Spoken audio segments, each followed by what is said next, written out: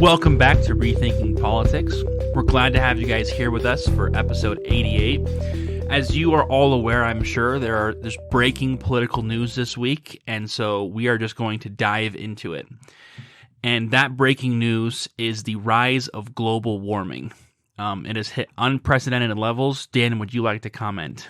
I would. There was a moment there where I really was actually scanning our show notes, and I was like, wait, did I miss something? Global warming isn't the news. I'm trying to imagine what event would have to happen. This is one of the problems with global warming. If you were convinced that global warming is an existential threat, you have the toughest sell in the world because it's happening so gradually, right? Mm-hmm. What would be the news that made it? The breaking news. Well, and most breaking news in global warming is a new prediction about what's going to happen in the next 100 years. Yes, that's right. The new panel, the intergovernmental panel posts its new report, and the news is we've taken the most extreme scenarios that they put as extremely unlikely, and we're throwing them up at you and saying scientists say that this may happen if we don't change course. It's usually how it goes, but yeah.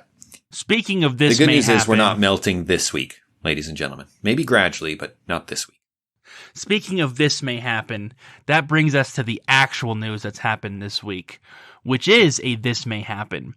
The Supreme Court has not ruled on Roe v. Wade, but a draft opinion has leaked, which is unprecedented, and the leak has revealed that at least if that draft holds, the Supreme Court has a majority to overturn Roe v. Wade, which means that I would say at this point it is very likely, and I would even say most likely, that the Supreme Court will overturn Roe v. Wade this year. But they haven't done it yet, which is an important distinction. Yeah, I've heard June, July. I'm not sure if there's a set schedule for such things. There may be, but people were pretty confident that June or July is when the decision should have come out. Mm-hmm. We've got a draft early because of the leak. Mm-hmm. Yeah, exactly. And so there's quite a few things that we want to talk about in this episode about all of this. Number one, I'm just going to say it right here, right now. We don't want to talk about the issue of abortion on a moral or ethical level. We don't want to dive into the core issues about being pro or anti-abortion. We want to focus on several other things that we think are more pertinent to this issue here, because this issue here is actually not about necessarily just abortion, but it's about so much more than that. It is about so much more than that. We'll talk a little bit about, people's reactions because of the fact that it does touch on abortion makes it a lightning rod in politics. It has a lot of influence. But in terms of our actual argument and stance on the issue, we have done that. You can find that. I believe it's our episode 58. Mm-hmm. And we talk about it at length, get into the nitty gritty of the moral question. There are so many other things here to talk about that we wouldn't have time. Yeah, it's not time to really both. Address that well. If we talk about abortion, we're not going to have time to talk about everything else that's happened. So please, if you're interested, go back, listen to episode 58. I thought it was a really good episode where we do get into some of the nuances of what is a complicated issue. I don't think it's black and white. I don't think it's cut and dry. I don't think it's as simple as so many people make it out to be, but there are parts of it that are simple, and so it's definitely worth having that conversation. We're not saying that's not important. We're saying we want to focus on some other things. So first things first, what happened? So the Supreme Court is going to almost certainly overturn Roe v. Wade. So the first thing we have to establish is, what did Roe v. Wade do? So Roe v. Wade was a landmark Supreme Court case. And when we say landmark Supreme Court case, we mean it's something that was a significant change that set new precedent, which is exactly what Roe v. Wade did. And that new precedent was regarding whether or not the states had a right to interfere with people having an abortion. And so Roe v. Wade ruled that in certain circumstances, which they broke down into trimesters, the state could not interfere with people having an abortion. In other words, it made abortion legal in the United States, nationwide. So, if this happens, which is most likely, the Supreme Court will be overturning Roe v. Wade, which does not mean that they are going to be making abortion illegal, which some people assume. You know, if one made it legal, then the other one should, if flipping the switch back again, would make it illegal, right? That makes sense. That follows. That's not how it works, because what they're doing is they're removing the national element from it. If Roe v. Wade is overturned, then the power of regulating abortion is going to return to the states and to the national government. In other words, the states can pass laws regarding abortion. The national government, Congress, can pass laws regarding abortion, but no longer will there be a constitutional protection for abortion. That's a significant change that's taking place here. Right. Currently, the way it stands is the states and the federal government can pass laws regarding abortion within certain limits, and those limits are established by Roe v. Wade. And there's a minimum, I suppose, right to abortion protected by what was established in Roe v. Wade that is being removed. Mm-hmm. Which in practice means that states that really are opposed to abortion can outlaw it completely if they want to. But that's the caveat, is if they want to. I thought it was interesting. A lot of states, knowing that this may one day happen, have already passed laws regarding abortion that would trigger if Roe v. Wade is ever overturned and immediately become immediate, some of them immediate and some of them gradually, but would eventually become the law of that state.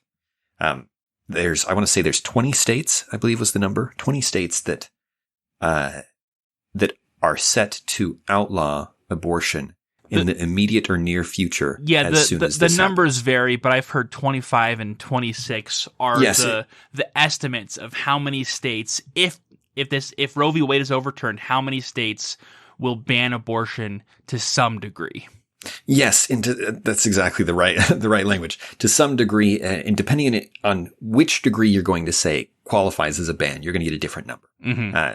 25, 26, I'm not surprised that it's higher than the number I read, depending on what you mean by this. Because this is the same issue we're going to talk about with polling, but questions about abortion are actually very nuanced because most people believe there should be some exceptions, and where you put the ban in terms of how, in terms of the time of pregnancy, that all of that's going to affect what people think of it.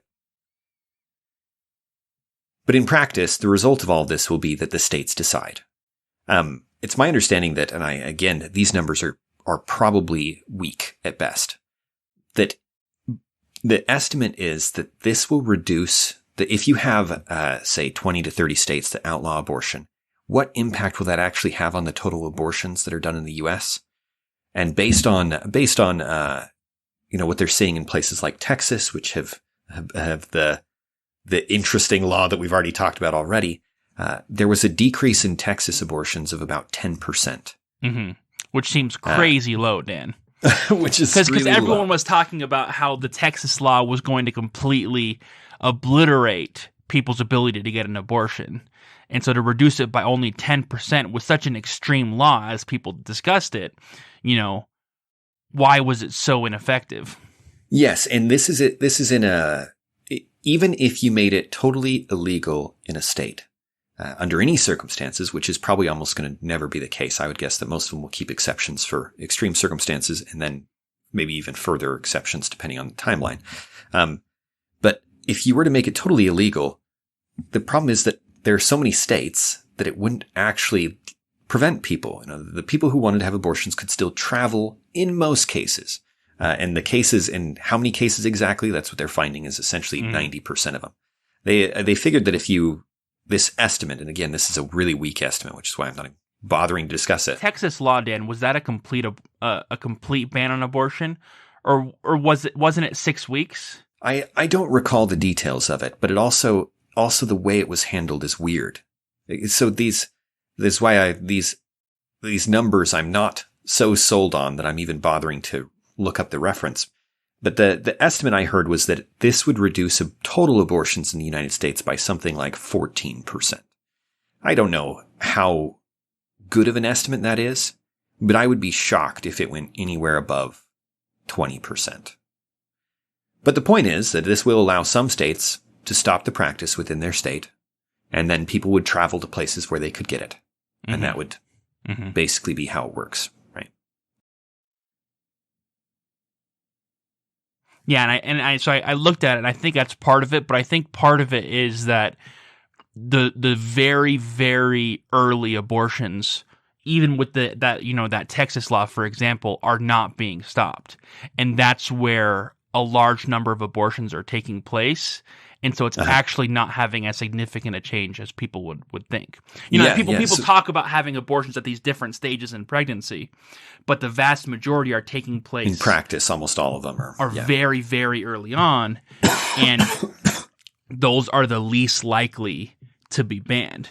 And so when you talk about those 26 states who are going to ban abortion in some cases, the least likely ban is the complete ban, and therefore a large number of abortions are going to continue. Yes.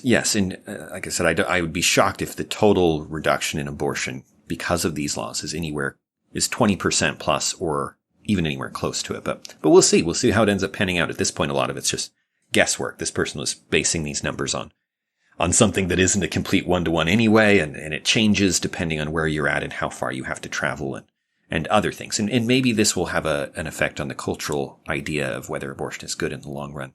But all of that is guesswork at this point. So one of the first things I want to talk about is about the actual constitutionality of abortion in the United States. Roe v. Wade established the constitutional precedent that protected the right to abortion. But anyone who's read the Constitution and the amendments is aware of the fact that there is no abortion clause in the Constitution.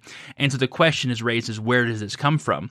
And in Roe v. Wade, where it comes from is this so-called right to privacy, right? That people have this right to privacy, and that stems, at least primarily, from the due process clause in the 14th Amendment. Well, the 5th and 14th Amendment, because it appears twice. I was going to say, and initially they had more bills, right? Or more amendments that they cite to draw this from. They're like, you see a little bit of it here and a little bit of it here and a little bit of it here. And taken as a whole, you kind of get this picture that there's a right to privacy. Which is interesting, because when you're taking from multiple sections, none of which have the words you're referencing, it becomes a bit difficult. But because when you actually read the 5th and 14th Amendment clauses about due process, they both mention the same thing, which is life, liberty, and property. No person shall be deprived of life, liberty, and property without due process of law. Nor shall any state, now this is the 14th Amendment, so the only difference is the addition of the state isn't able to do this. Nor shall any state deprive any person of life, liberty, or property without due process of law. And so that's, as Dan said, one of the places they're drawing this power from when Roe v. Wade was passed, decades ago.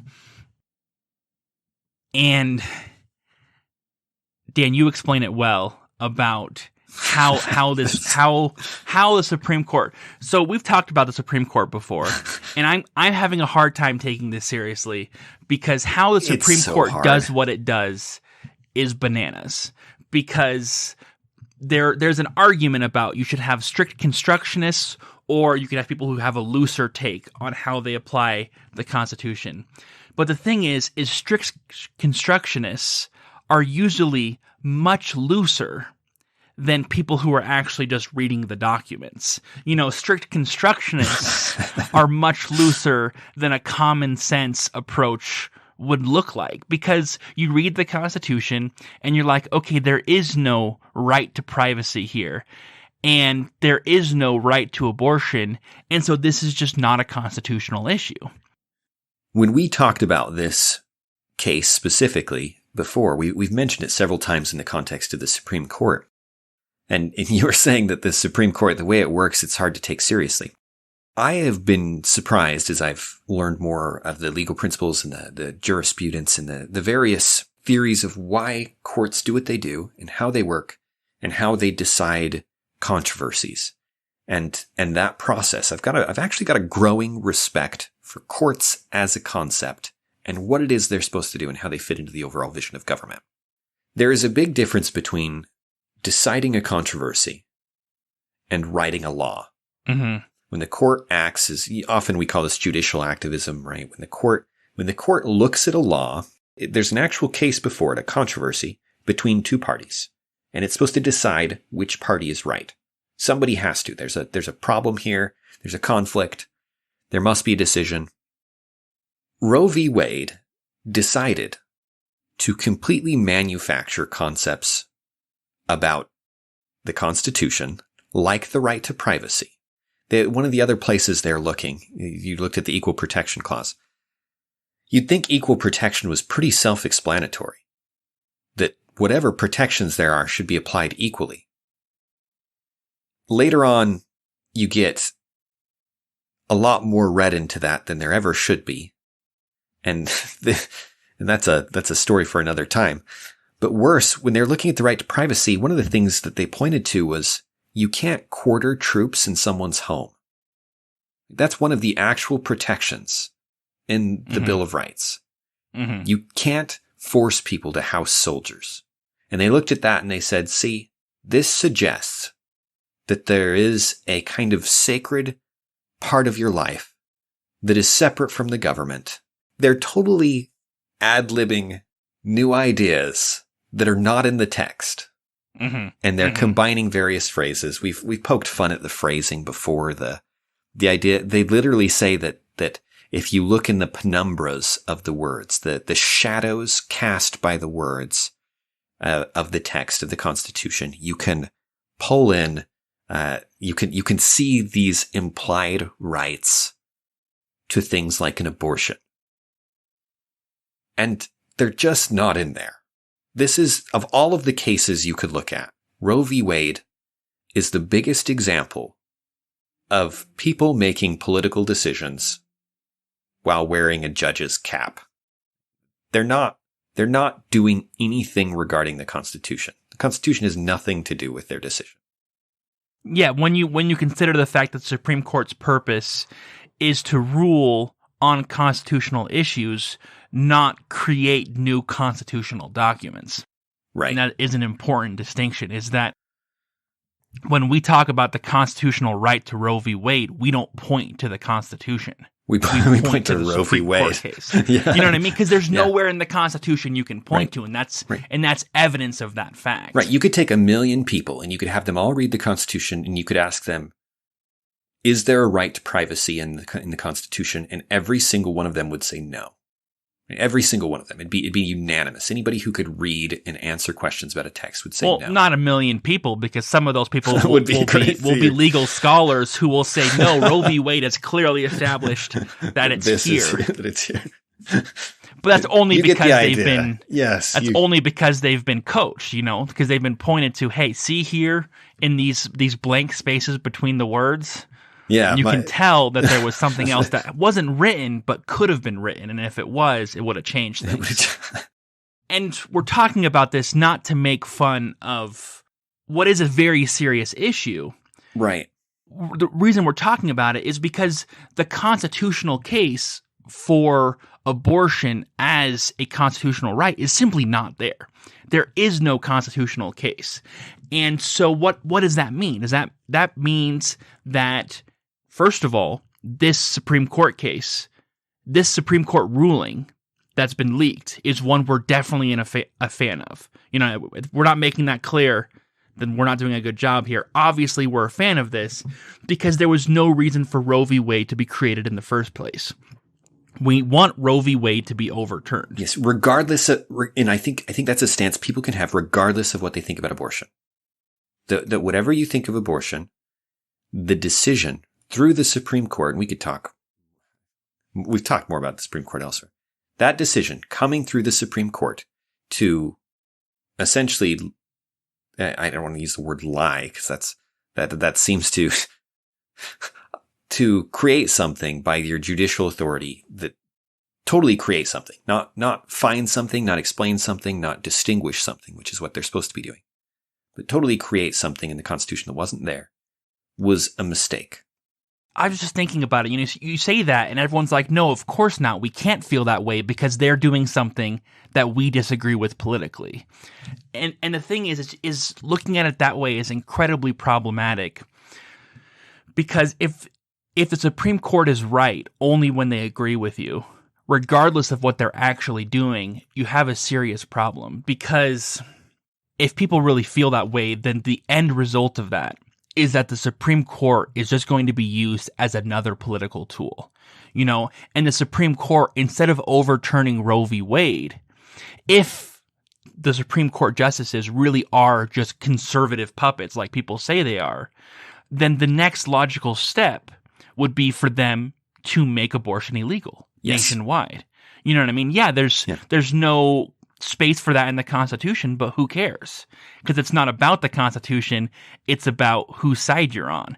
You know what I mean? And then let's go and we can do other things like that, et cetera, et cetera. And that's not the purpose of the Supreme Court. And if that's what the Supreme Court becomes, that's a very serious problem. People are talking about this as this huge overreach of the Supreme Court to be overturning Roe v. Wade, but Roe v. Wade was a Supreme Court decision. And by doing this, what they're doing is actually reducing the Supreme Court's power, not increasing it. Yes. And that's an important distinction that needs to be made regardless of your ideological beliefs on this one issue. Yeah, I'm so glad you pointed that out, Brad. The worst case scenario here, if you are pro-abortion, the worst case scenario here is not repealing Roe v. Wade. It's finding, in the same way that original court did that decided Roe v. Wade, that abortion should actually be illegal. And they could do that. They could read into the penumbras of the text the fact that it is a time-honored tradition in the U.S. jurisprudence to protect the right to life. Therefore, abortion is illegal. They could do that. Yeah, there's as much of a case for that as there was. There's a better for case protecting for that abortion in terms of American history, because that was the common law stance. They haven't. What they've done is they've said the Supreme Court made an error in deciding this for everybody. Now we're going to give it back. It goes back to the legislatures. This has changed the battleground. It has not decided the outcome. It's only changed the battleground. And it's done so rightfully. I was really surprised by some of the text that Alito wrote. I found that I agreed with it, which is a pleasant surprise. To read them say exactly that. To say, look, we don't know how this is going to pan out. We don't know what the consequences of this are going to be. But the courts should not have decided this. The legislature should decide this, and he's right.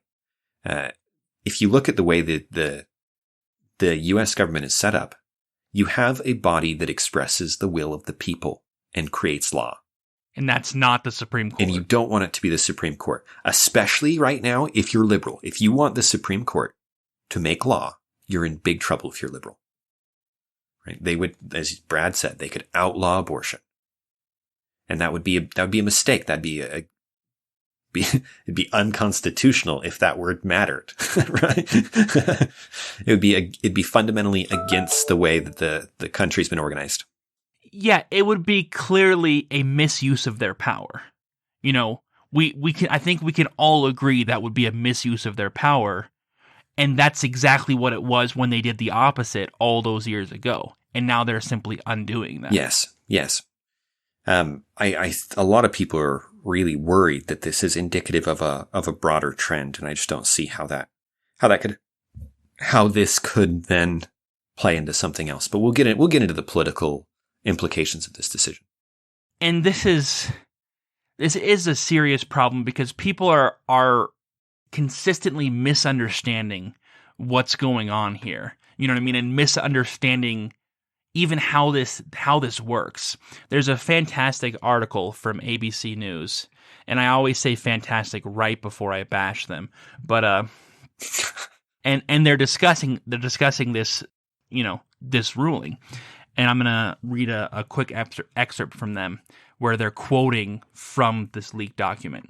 Quote, Until the later part of the 20th century, there was no support in American law for a constitutional right to obtain an abortion. Zero. None. No state constitutional provision had recognized such a right. End quote. So that's them quoting Alito in the document. And then they go on to say, Alito writes at one point, but recent public opinion polls indicate otherwise. That statement floored me, because here they go, clearly quoting where Alito is talking about that there was no case in American law for a constitutional right to obtain an abortion. That no state constitutional provision had recognized that right. And then their rebuttal to that is recent public opinion polls, which have nothing to do with historical law.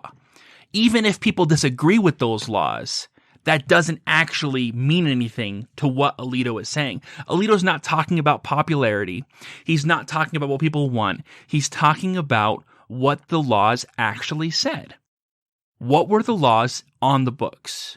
What were the constitutional provisions that are being looked at? You know, this is how we decide Supreme Court cases, so let's decide them that way.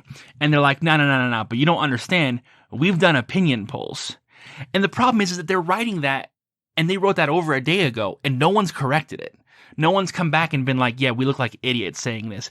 Because people read that, and they're like, yeah, people want abortion, therefore the Supreme Court should rule this way. And that's not how this system should be working, because these are not elected representatives. You know what I mean? It's just what people are asking for is not something they really want. Yeah, especially if you like democracy, which seems like what generally people want. You don't want the judges making decisions about the laws. There's another one on a similar vein. If you read articles, and we're going to go through a couple more, if you read articles that are attacking this opinion, they often do things like what Brad was just saying. They appeal to current polling. The other thing they do is they conflate things and mix up the history in ways that should be embarrassing. This is from Andrew Feinberg. He's a White House correspondent. He writes for Politico a lot. He writes for all kinds of groups. And he talks about that same basic idea. So, the brief preliminary idea for this is that the Equal Protection Clause right now is understood in our legal jurisprudence to imply certain rights, as Brad mentioned earlier. What rights are determined by commonly held rights within the American tradition? They have to be, there's two qualifiers to them. I'll pull it up, but they have to be necessary for ordered liberty, and they have to be established in the American tradition or the common law, as we said. So those are the two. To clarify, Dan, what you're talking about here is an instance of where they're gaining that right to privacy apparently out of thin air. They're saying, yes, in the right to liberty found in these Equal Protections Clause, one of those liberties could be privacy if you can demonstrate this, this, and this. Because it's not clearly stated, there needs to be something that was already in existence that you can point to in order for it to be justified. Right? Basically? Yes, that's exactly right. So this is from his article. So he points out that the draft majority opinion, quote, the draft majority opinion spills a good deal of ink on the history of abortion regulation in England and the United States. And his parenthesis, skimming over as it does the considerable periods in which abortion was left to the free choice of women. But precisely this kind of appeal to a history of close regulation can be made in respect to the Second Amendment right to bear arms. I'm going to pause the quote there for a second, just comment on that. The majority has pointed out that, hey, abortion was not in the history, though he suggests they're skimming it, and actually a right to abortion was. He's wrong, but it's his assertion. Then he says, wait. But this same court will hold up Second Amendment rights, even though in the tradition, Second Amendment rights have been regulated. He then cites some historians on this issue. And there's a centuries-old tradition of common law rules regulating weapons, especially when they are carried into the public sphere. This has not stopped the conservative justice from creating a novel, individual right to bear arms and extending that right against both the federal and state governments. Close quote. The idea being, actually, it may seem like there's a pretext here from Alito and company showing that there is historical reason to exclude this. But if they were being consistent, they would have to say there is no right to bear arms because there's a history of regulating it. In fact, they have, as he phrases it, this has not stopped the conservative justices from creating a novel individual right to bear arms. So what? Sorry, these quotes are tricky because you don't want to say anything afterwards because you're just blown away. Because what's happening here is this crazy conflation. Because in one case, there's not an explicitly stated right, this right to an abortion, which is based on a also not explicitly stated right to privacy, which is drawn from several different areas of the Constitution, including this Equal Protections Clause that has certain requirements that were basically set up by the Supreme Court precedent in order to be justified. That's the one case that's happening here with abortion.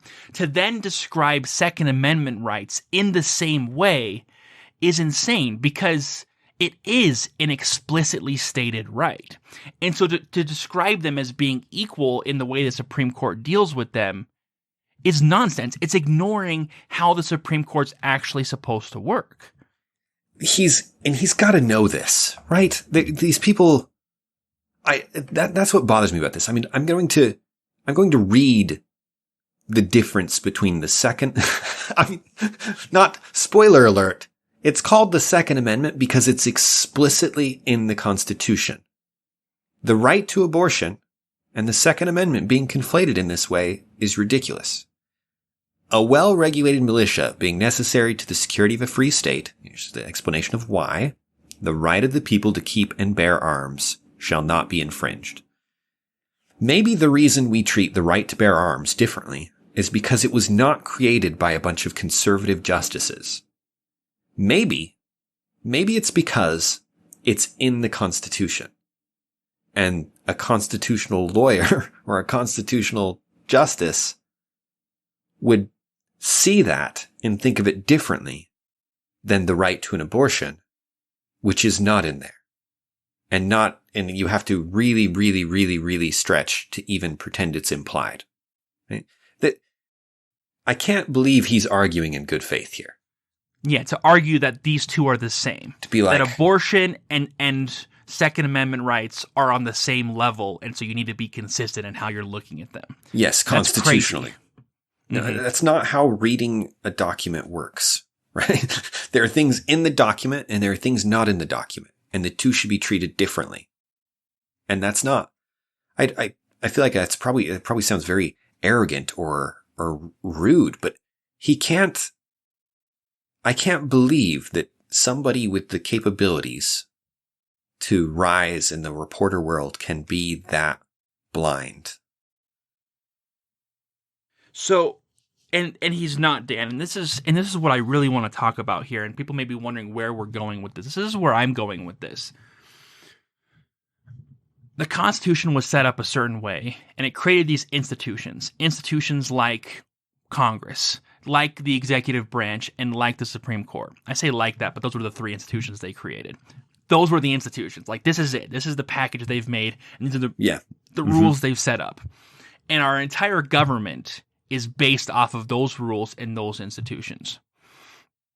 And today, people no longer care, not just about the Constitution, but about the institutions that the Constitution has created. People no longer care how the Supreme Court is supposed to work. People no longer care what the arguments are, the legal arguments or the principled arguments. All they care about is their ideology and their sides. And that is the main problem that I'm seeing with this entire thing, but especially with these news articles talking about what's going on, is that they've clearly chosen a side. I mean, a lot of these news articles make a big point of pointing out that when it comes to the American people, it seems like more people are for abortion than against abortion. In other words, there's a majority side they can fight for, aka the winning side, and that's the side they're going to fight for regardless of anything else. It's not about reason, it's not about logic, it's not about law, it's about ideology. And that's a dangerous precedent, not just for the Supreme Court, but for our entire political system. If everything can be thrown out in order to support your ideology, then what we have truly is mob rule. And anytime the other side wins even a little bit, they're going to use every ounce of their power to crush the other side. And that's something we've talked about before, and we'll talk about it again, and it's truly disturbing to see. It is. It's war. It's war. Mm-hmm. It's war. It's the idea that you win at all costs, and anything goes to win. There are some people who are more than happy to see the old institutions crumble. They're perfectly fine with companies and media groups picking a side and finally fighting, joining the fight in earnest. We lose a lot when that happens. We lose a lot when a newspaper goes from being, I want to report the news and I want to speak as the common kind of journalist ethic of, I want to speak truth to power. I want to be the voice of the voiceless. And they go from that to going, I'm going to side with one of the two political parties that is, by definition, virtually, half the country. So this is not a minority at this point, however much both parties pretend like they're under attack all the time. And you sacrifice so much for that. The Supreme Court actually faces controversies that need to be decided. And there's actually questions that need to be answered. And instead of doing that, they're going to play politics. And they've done that. The trend across the years is that they do that more and more. And ironically, this is actually a push in the other direction. This is not playing politics, at least in the same way.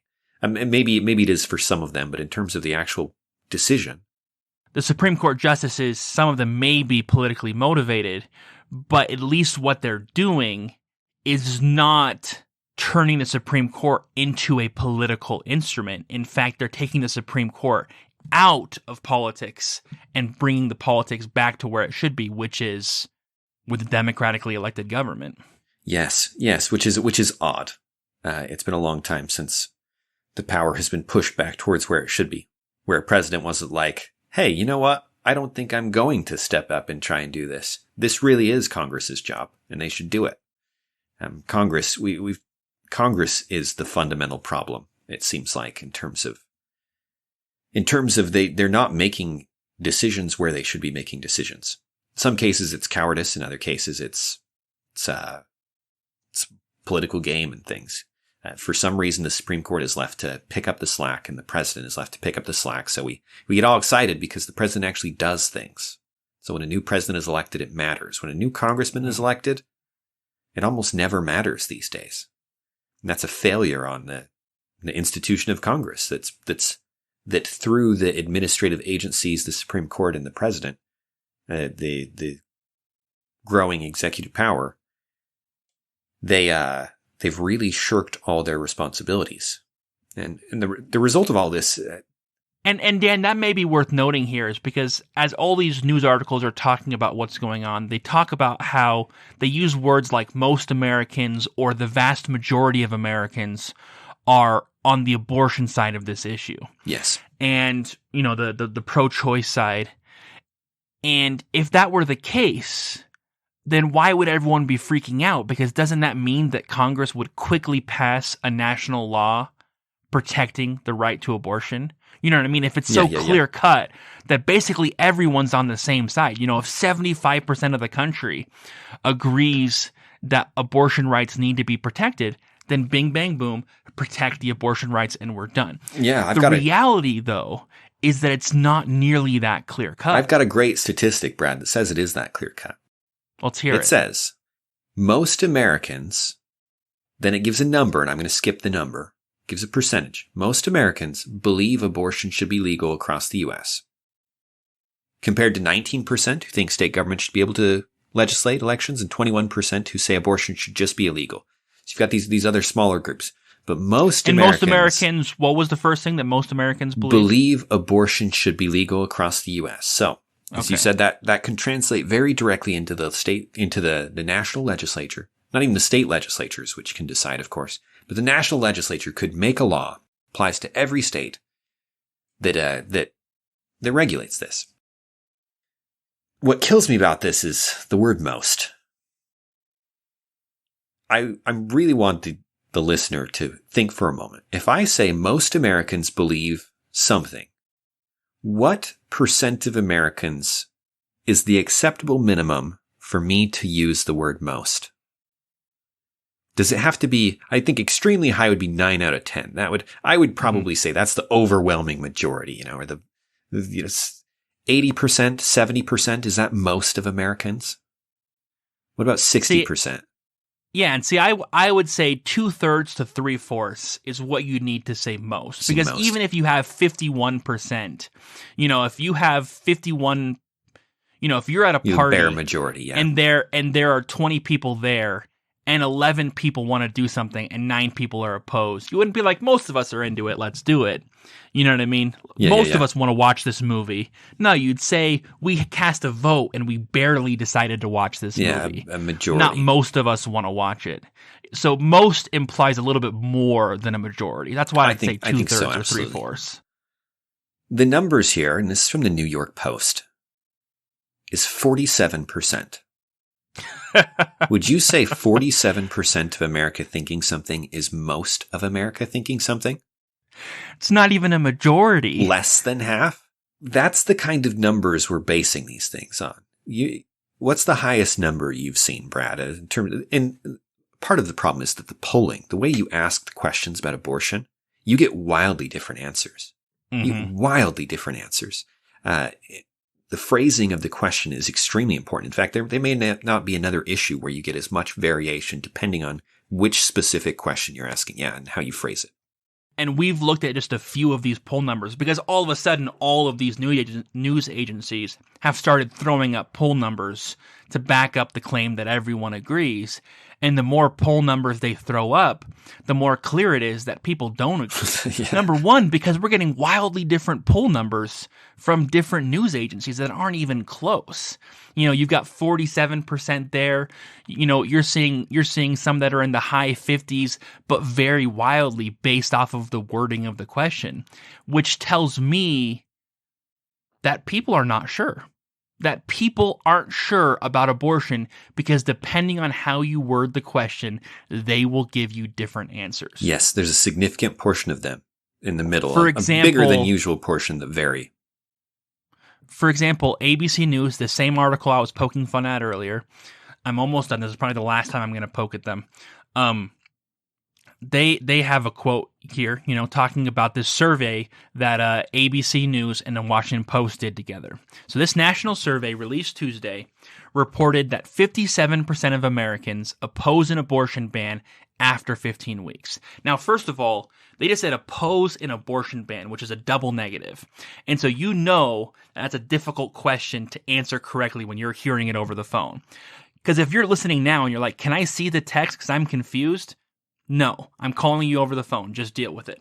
58% say abortion should be legal in all or most cases, which is weird. It's all or most. So it once again leaves that open. And 54% say the court should uphold Roe, compared with 28% who say the ruling should be overturned. These numbers, when you actually look at them, get pretty weird. That first one, 57%, oppose an abortion ban after 15 weeks. In other words, specifically, they are not willing to ban abortion after 15 weeks, which means that they're in favor of allowing people to have an abortion after 15 weeks. But in the next stat, 58% say abortion should be legal in all or most cases. In other words, there's at least 1% of the people who responded to this study who believe that abortion should be legal in at least most cases, if not all cases, and yet when given a specific scenario about banning abortion, said, yeah, we should ban it after 15 weeks. Right? Yeah. That's not consistent. These numbers aren't consistent even within a single poll, because the questions and how they're worded and how well the people understood the question during their phone call are going to be wildly different. You say right, but now I'm thinking about it because I have to go back through the wording. Those are terrible questions to ask on the phone. Even as you're speaking, in the second time I've heard them, I'm not quite sure there's an inconsistency there, but I'm not positive. Because it's weird. It raises the question. It's not clear cut. It's not clear cut that those numbers follow each other, where you read these numbers and you're like, yes, yes, yes, yes.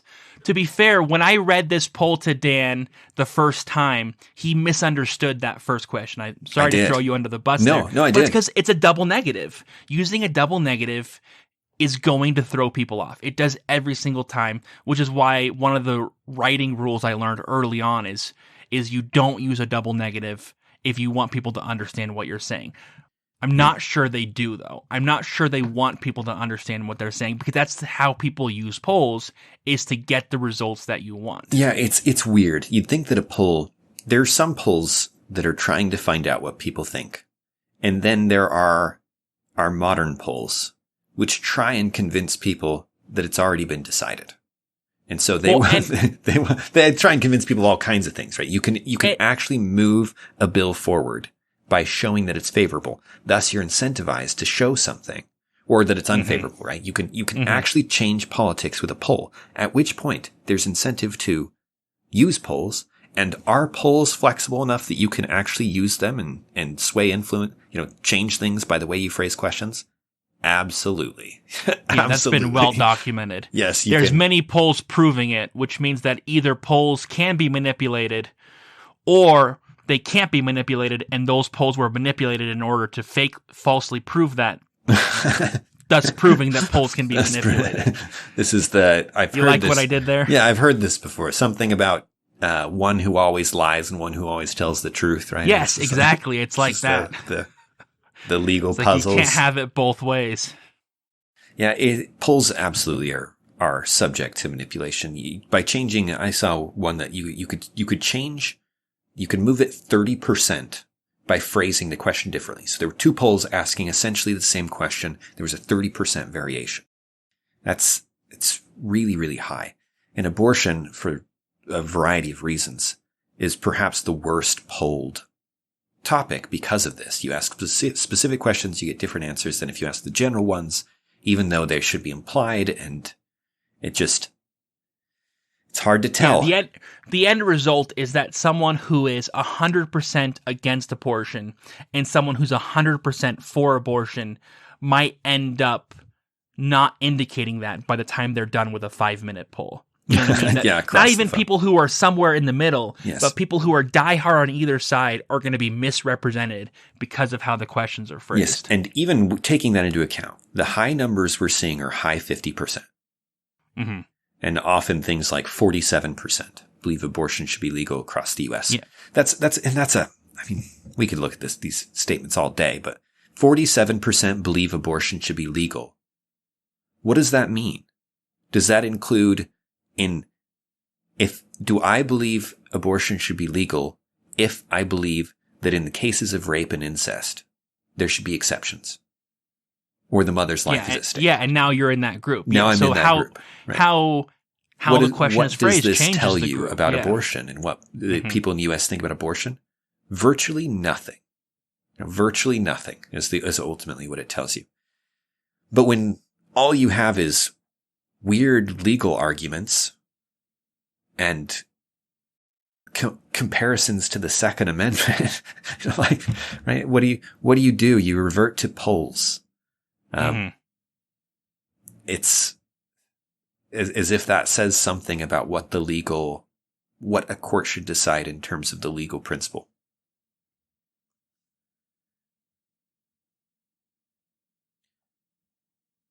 We're going to jump into the fun question. Enough of the legal jurisprudence and enough of the things we obviously we think the decision was made rightly. Obviously, we think the counter arguments so far have been was made rightly. Was made right. Let me put this the weirdest way possible. I mean, I like that. You know, it was made rightly. We don't need the word correctly anymore. Or to put it in terms of that poll, we oppose not upholding Roe v. Wade. I assume you meant that the decision was made rightly because they sided with the right, right? You know, it's a conservative decision, so it was made rightly. There we go. It was made rightly. Maybe if they had made it leftly, things would be better. I'm over here trying to make double negative jokes, and I made it wrong. Just trying to get the double negative thing right. Or left. The real question is, why on earth would somebody leak this? Right? Well, not the real question. Another important question. Ultimately, your opinion of the Supreme Court won't affect them. It can, I guess. I guess you can put political pressure, and that's one possible explanation. Why would somebody leak this early? First off, it is singular. This has never happened. No one has ever leaked an opinion before it was released. Usually what happens is all of the opinions, you get the majority opinion. Well, how far back do we want to go? You get the discussion. They figure out basically where everybody is, and they ask somebody to write opinions representing their thoughts. So the 9 justices have various opinions. You find people you agree with, and through the leadership of the Chief Justice, you decide who's going to be writing what. And you're always free to write your own concurring or dissenting opinion. So then what happens is you get somebody who feels like they can frame it all, frame the majority opinion. This is the key decision. Everything else hinges around it. So it has to be done first. That's what was leaked, is supposedly the majority opinion. That majority opinion, this is what would happen behind closed doors. It would be written. It would be sent to the people who agree with it. They would read it. They would say, I still agree with it. Maybe we should change this, tweak this, adjust it. If there are principles, serious things on which they disagree, they have to decide whether they still agree with the decision, or if they need to write, if they agree with the overall decision and need to write a concurring opinion modifying it, or if they can go along with everything in there and just sign on. They can also sign on to everything in there and write a concurring opinion giving additional reasons, right? Mm-hmm. Concurring opinions are essentially, I agree that we're getting rid of Roe v. Wade, but I have something else to say about it. And you can put whatever you want in there. Obviously, you can't write that until the majority opinion is written, because you're differentiating yourself from the majority opinion. And same goes with the dissenting opinions, yes, which are then based off of that majority opinion. Right. And this is important because when it comes to precedent, what these justices write matters. Yes. It's going to be referenced especially the by majority other opinion. courts, yes, and by the Supreme Court in the future. And so these words are incredibly important, which is why you have this back and forth, which is why they can decide something and basically vote on it and be done in February, but yes, not release the opinion until the summer. Is because these middle processes absolutely matter. They do. And then it's all released at once. When the decision comes out, you get the majority opinion, you get concurring opinions, you get dissenting opinions, you get the whole thing. And the majority opinion becomes, depending, it's funny the way it works. Sometimes majority opinions are not actually supported by a majority of justices. But this one, it's pretty safe to say that it'll at least get 5, maybe 6, but it'll get 5. So why release this? What are you trying to do? Well, the reason you might release it early, the first reason, and I think this is the most obvious one that people will turn to and thus worth citing as one of the 2 most obvious ones. Maybe you want to change the justices' opinions. This is where this case is going. But if you provide enough pressure, enough social pressure, or maybe something more nefarious, and maybe you're telling someone that this is your opportunity to do something horrific, poison a judge or something, some conspiracy theory, right? This would be a way to do it. You release this, people go, this is where the court is heading, we need to do something about it. The pressure comes, maybe a judge changes their mind. Maybe one of the justices turns. which for the record I think is unlikely because these justices are not idiots. They understand that Roe v. Wade is the most famous Supreme Court case that has ever taken place. If you ask, every single American, what's the case you know? It's going to be Roe v. Wade. They know any others. Yes. It's also the most controversial case to this day. And so these Supreme Court justices know that... They didn't accidentally stumble into this situation. Yeah, so they know that their decision is a huge deal, and they've taken that into account before they decided anything they decided in February. And so finding out early is not going to change their opinions. That's my personal belief. And they're specifically insulated by the Constitution. They're protected from there's no elections for them, right? Yeah. And there's no interference in a variety of ways. They're isolated in a way that lets them do their job as judges, as well as with as little input from the outside as possible. In fact, of all of the branches that you want to respond to the will of the people, this is the last one that's going to do it, right? They're appointed for life. Most of them were appointed before anyone was paying attention to them. They don't. Yeah, because it's not supposed to be about politics. It's supposed to be about the law, which we covered earlier. Right. But the other area where this will have an impact is actually not with the Supreme Court at all. It's with the midterm elections this year. Because this decision is going to reframe what people are looking at when they get to the midterms and decide on who they're going to vote for.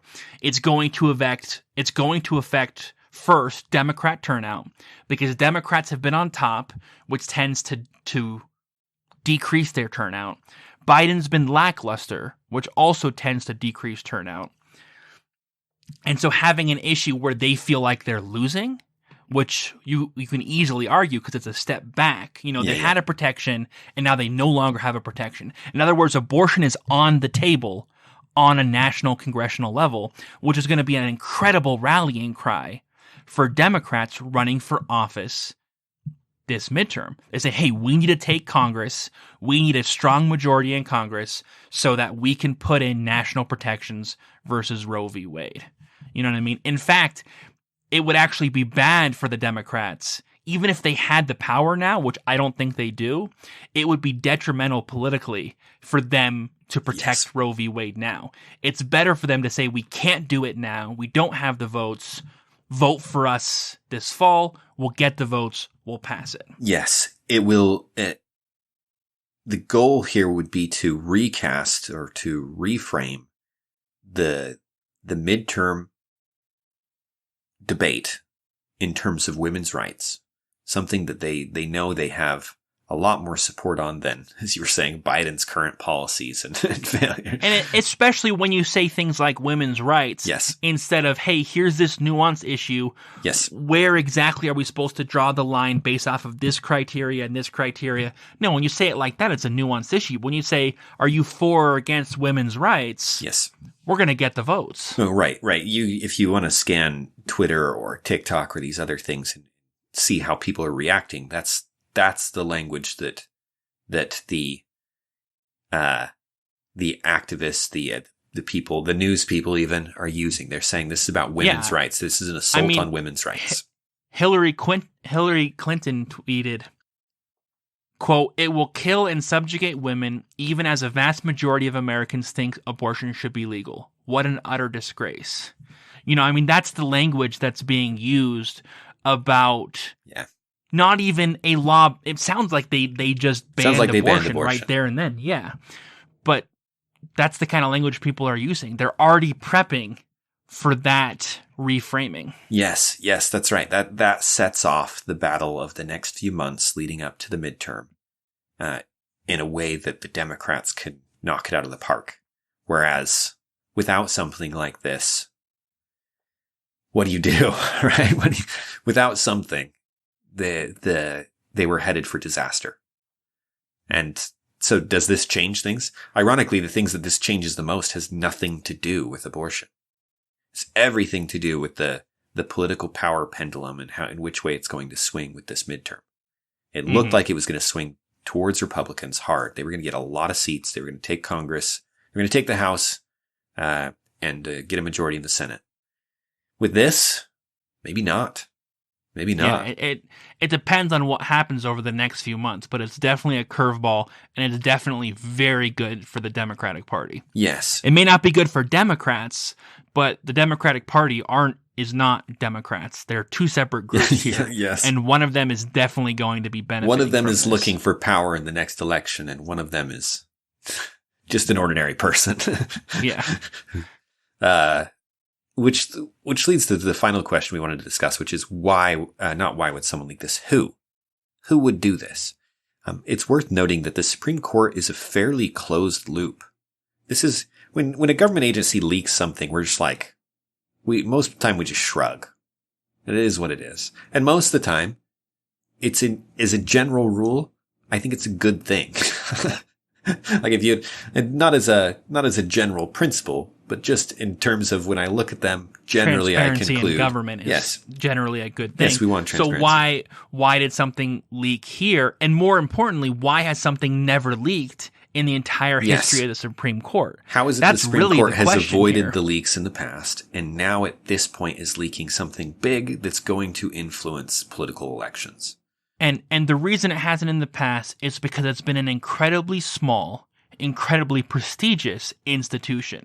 That when you worked for the Supreme Court, you understand that you are playing an incredibly important, and in many cases people would consider a sacred role in the government's function. I mean, you talk about these law clerks who study law, being able to help craft the law is an incredible opportunity, an incredible honor, and that's something that generates a lot of loyalty. When you're only talking about maybe 50 people who see these documents before they go out, who are all part of this incredible process, that generates a lot of loyalty.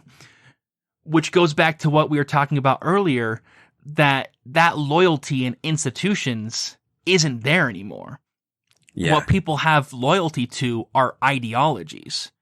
People don't have loyalty to even principles, even ideas like integrity and honor, that you were entrusted with this document that you knew you were not supposed to share with the public, but you did it anyways because you disagreed with what the Supreme Court was doing. And that was more important than your agreements with the Supreme Court. Yes, it used to be that there was a social cost, that you could do this and it might affect the election, but it would destroy your career and it would destroy your your life. People wouldn't trust you. Mm-hmm. The crazy thing is that the culture has shifted so much that it's very possible they find who did this because it's such a small group. There is an official investigation that's begun, and I don't know how likely it is. It could be that this is from an outsider. Someone could have hacked it. But it's probably an insider. And that's a small group of people. And when they find out who it is, it's not just them. It's the people who recommended them will feel the backlash, right? People who, and you have to go through a lot of people to get to be a clerk to one of these people. It could be a Supreme Court justice themselves who leaked it, but unlikely. And now, the irony is that it could make their career. If you're the person who did this and you turned midterm elections single-handedly with a brilliant political maneuver where you leaked something that reaffirmed the election, you are a hero. And before they might have, they would have capitalized on it and then you would have been shunned. You'd have been a martyr of some kind. Now you're not even a martyr. You're probably going to be elevated. Because your career is not over, yeah. Yeah, your career isn't over. Your time at the Supreme Court is probably over. But you may go from there to becoming famous, right? To becoming a star. Mm-hmm. And so it's a win-win. It's a win-win to betray trust and loyalty into burn your opportunity in favor of political ideology. And that's happening in every business all over. This kind of push is happening. Truly, the parties have become the new gods, where you sacrifice everything to them and are rewarded for it. And because it's a war, anything goes. Yes. Sacred rules are no longer sacred anymore. The Geneva Convention is being thrown out along with everything else. and this is an example of that. And I think we're going to see more of that in the future, and things are going to get a lot uglier in American politics. Yeah. We probably in the next few years. We probably sound like old men because this is the the institutions. Hey, I'm feeling pretty old. Just turned 28.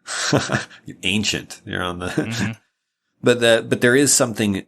But the shift in culture does frighten. A lot of the institutions I didn't care for from the beginning. Some of them were good. Some of the political institutions, there's wisdom and so on. I guess there's a nuanced view there. But I'm much more open to changing institutions than most conservatives are. It's largely why I'm not conservative. At least a key part of it. But do I want to live in a place where you're celebrated for betraying them as long as you betray them for your party? For the right reasons. No, I don't. Do I want to, where lying is rewarded as long as you lie for a political movement?